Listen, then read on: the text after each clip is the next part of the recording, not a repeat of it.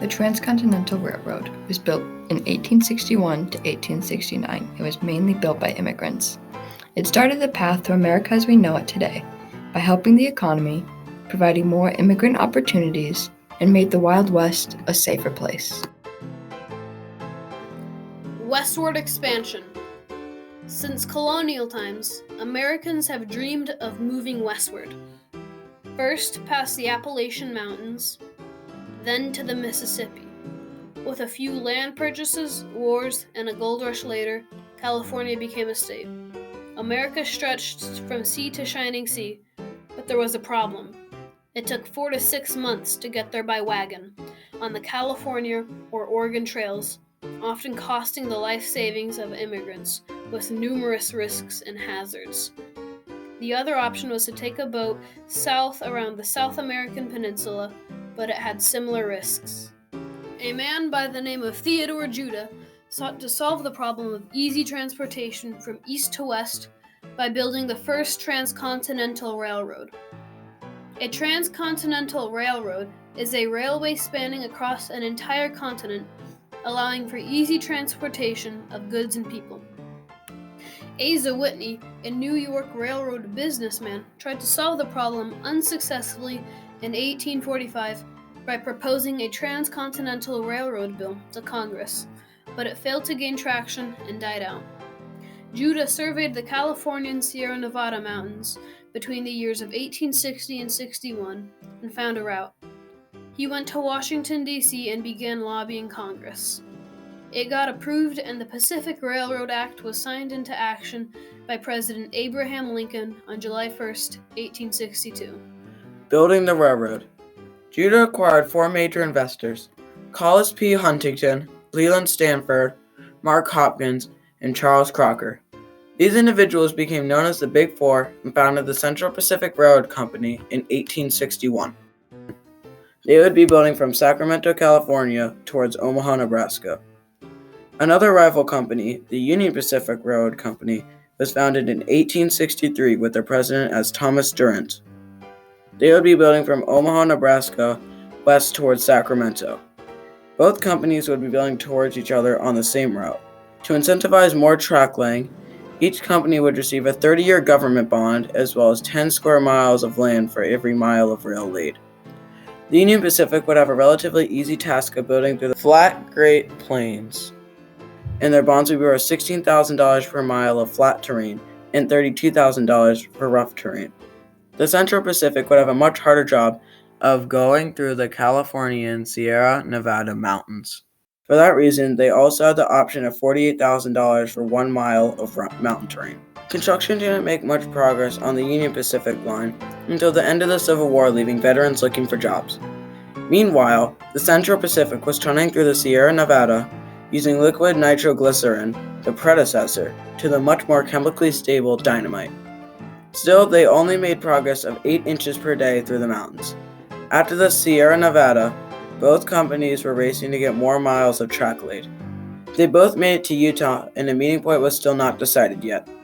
They came to the agreement to meet at the Promontory Summit north of Ogden, Utah. They held a ceremony on May 10, 1869, to commemorate the joining of the rails, where the final golden spike was driven into the tracks. A historic photo was taken, with coal-burning locomotive number 119 on the Union Pacific side, and the wood-burning locomotive Jupiter on the Central Pacific side. East was connected to west, Union Pacific to Central Pacific, Pacific to Atlantic, Sacramento to Omaha. America spanned the continent. Immigrant opportunities.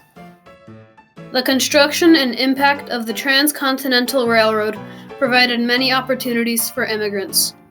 At the beginning of construction, both the Union Pacific and Central Pacific Railroad companies struggled to find laborers for the difficult, back-breaking work. The Central Pacific solved this by employing 6,000 Chinese immigrants by 1865. The Chinese had been previously ignored before due to prejudices such as racism and xenophobia. Once hired, they were found to be very hard workers. The Union Pacific workforce also consisted of Irish immigrants, as well as Civil War veterans. The Union Pacific Company needed a new source of revenue after construction on the railway had finished, so they looked to Europe.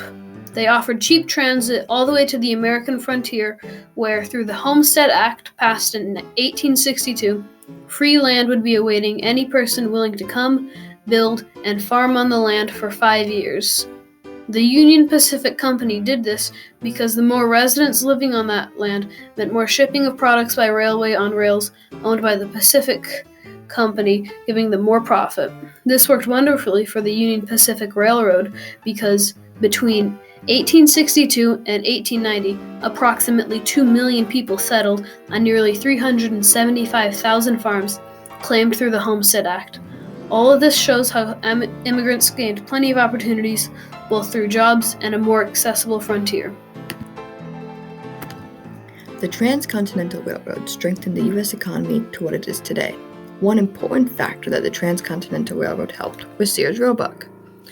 Sears worked by giving out a catalog, and people could fill out what they wanted and send the slips from the catalog back, and Sears would send the item to them by rail. Sears issued their first full catalog in 1893, selling an incredibly wide variety of items. All of these items were sold by mail order, which wouldn't be possible without the Transcontinental Railroad interconnecting the nation. It allowed people who didn't have access to consumer goods before to access them now. It also helped ship other things like lumber, as this quote shows. Yes, the Transcontinental Railroad transported lots of lumber from Michigan, Wisconsin, and Minnesota to make infrastructure in the Great Plains due to the lack of local lumber, according to Lucas Huey. This shows how the Transcontinental Railroad revolutionized the economy of the United States by making fast and reliable land-based shipping possible, as well as aiding in settling the Midwest.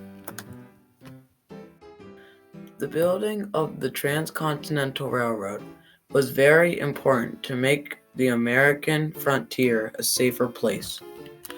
Congress built the first transcontinental telegraph to keep tabs on the western states during the Civil War to make sure they don't secede.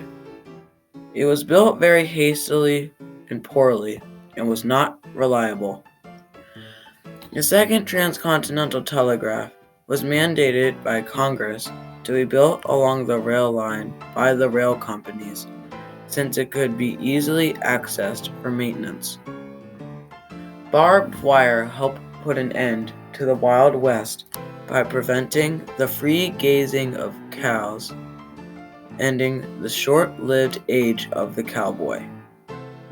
It was shipped across the country by railroad to pastures and grazing fields.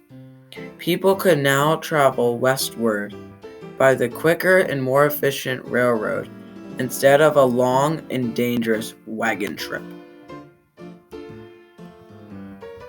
The Transcontinental Railroad greatly impacted the Chinese and Irish immigrants by giving them job opportunities, as well as giving them easy immigration opportunities to the cheap land of the Midwest. The railroad also positively affected the U.S. economy with quicker trade from coast to coast and brought the entire retail market of the nation into the quick hands of the everyman. The railroad helped make the American frontier safer with quick communication by telegraph and ending the age of the cowboy. Despite all of this, the Transcontinental Railroad accelerated the mass genocide and cultural destruction of the indigenous peoples. The Transcontinental Railroad was a major frontier in U.S. history, changing the face of the nation. It truly connected America and made it what it is today.